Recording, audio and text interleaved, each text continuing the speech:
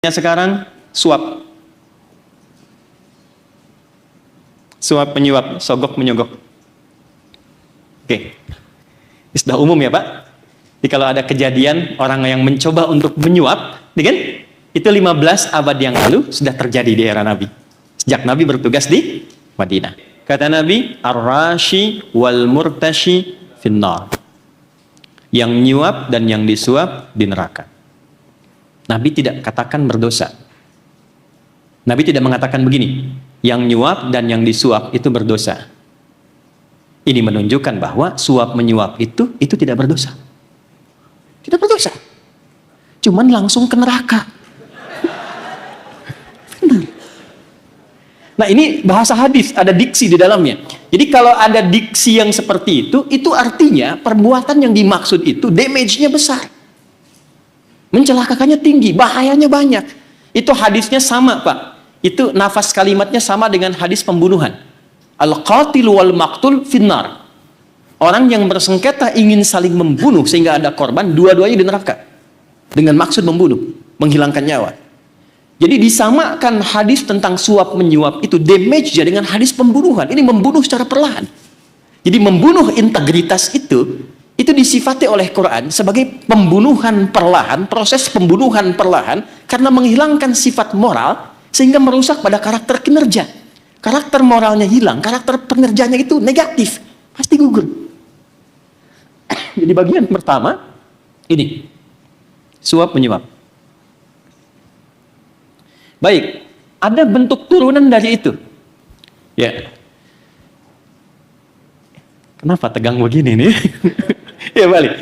Saya mau perhalus ceritanya, kejadian nyata. Ya, jadi kita akan turunkan dari mana sumber ini bisa muncul. Ada giumnya, begitu ada celah hukum berarti ada potensi kan di dalamnya. Ya, celahnya ada di mana? Ya, kita bagi dua nih. Satu, kita mulai dari internal para hakimnya dulu. Sahabat Abu Hurairah, pernah dengar ya Pak? Gue ya, Abu Hurairah. Nama aslinya Abdurrahman. Sebelum masuk Islam namanya Abdus Syams. Majusi, pindah Nasrani, berpetualang, kemudian masih gelisah, dan mendengar ada seorang yang mengaku Nabi di Madinah. Namanya Muhammad. Penasaran datang ke Madinah di 3 tahun sebelum Nabi wafat, tahun ke-7 Hijrah. Usia Nabi sudah 60 tahun. Begitu datang melihat Nabi, Masya Allah, itu baru melihat sudah jatuh cinta pada akhlaknya. Senyumnya, kelembutannya, kebaikannya. Memutuskan masuk Islam, ganti nama jadi Abdurrahman. Bapaknya Sakhar, Abdurrahman bin Sakhar. Minta nasihat, di antara nasihat nabinya, kamu berlakulah lemah lembut. Ya, termasuk bukan hanya manusia, pada tumbuhan dan hewan. Pulang dari situ, di tengah jalan ketemu dengan seekor anak kucing. Ya, anak kucing kecil. Jadi ada anak kucing liar, ada anak kucing rumahan. Kalau kucing rumahan itu kittun. Kittun. Diserap ke dalam bahasa Inggris jadi kitty. Ya, makanya Hello Kitty kucing rumahan kan, jadi bantal, jadi spray dan sebagainya. Kalau kucing liar itu hurratun, anak kucingnya Hurairah. Maka anak kucing kecil itu dibawa, dimasukkan ke dalam jubahnya, dipelihara mengamalkan hadis tadi. Anda bayangkan seorang mu'alaf masuk Islam, belajar dengan giat, yakin dengan keislamannya, hadis tentang kasih sayang bukan hanya pada manusia, pada kucing, pada anak kucing pun dia terapkan. Jadi kalau kedinginan dia selimuti, makan dia suapi, dan kemanapun dia bawa dimasukkan ke dalam kantung jubahnya. Satu kali di jalan ketemu Nabi papasan, keluarlah anak kucing kecil itu mengeong, kata Nabi, anta Abu Hurairah. Kamu itu bapaknya anak kucing kecil, merawat anak kucing seperti ayah merawat anaknya. Oke. Ummu Hurairah belum ada Bu. Dari sini kalau jalan-jalan nanti dapat kucing boleh silahkan ya. Jaga beliau, saya cepat. Ditugaskan jaga Baitul Mal, aset negara. Singkatnya ketika jaga, satu kali datang pencuri.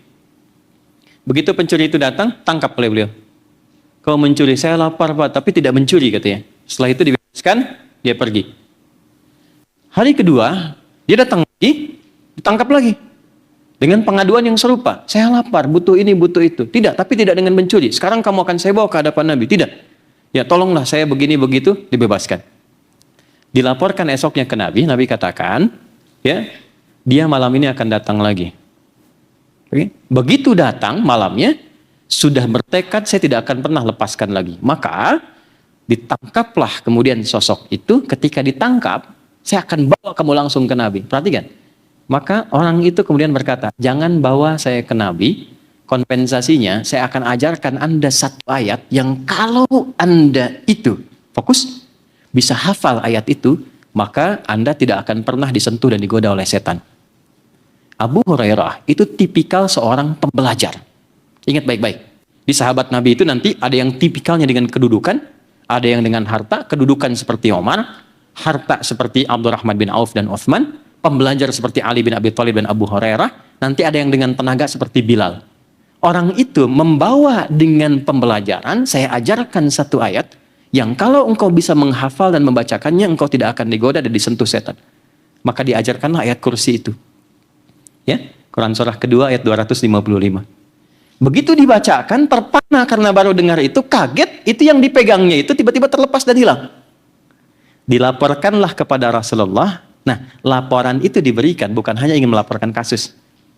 Karena khawatir tidak mampu menunaikan tugas karena kena gratifikasi satu ayat. Catat itu.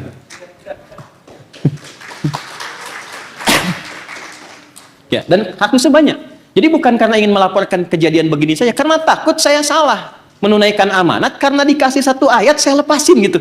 Walaupun nggak dalam konteks melepaskan sengaja, karena kaget baru dapat itu lepas. Maka apa kata Nabi? Dia memang benar sekalipun dia tetap pembohong. Ayat itu benar dia sampaikan. Ya, ayat kursi itu. Walaupun dia tetap pembohong. Tahukah engkau siapa itu ya Abu Hurairah? Tidak ya Rasulullah. Dia setan yang menyamar. Setan itu kan nggak butuh makan, Pak. Setan nggak butuh makan, Bu. Kisah itu hanya ingin menunjukkan kesan bahwa hati-hati. Di antara banyak kasus-kasus yang terjadi, yang disasar pertama kali dalam faktor integritas adalah ketahanan kita pribadi. Jadi kalau ada seseorang hakim yang terjebak pada dunia-dunia yang melemahkan integritas, sebetulnya awalnya bukan karena faktor eksternalnya. Kalau kita punya kekuatan internal di dalam, apapun yang ada pada kita, serangan-serangan, godaan-godaan, dengan tameng dan kekuatan di dalam, itu akan mental dengan sendirinya. Orang kalau lewat, tidak menyapa, dan kita bisa mengondisikan keadaan hati kita dengan mengatakan, mungkin dia buru-buru, mungkin dia sedang sakit gigi, mungkin tidak akan pernah ada kesimpulan, sombong dia, nggak negur saya. Kenapa? Dia punya ketahanan dalam dirinya. Ya, jadi setan di masa lalu sudah mendeklar, saya akan menggoda langsung melemahkan integritas pada diri seseorang dengan melemahkan pertahanan internalnya. Tapi setan masa lalu itu cukup dilempar dengan ayat kursi. Setan sekarang tidak cukup dengan ayatnya, dengan kursinya sekalian tuh.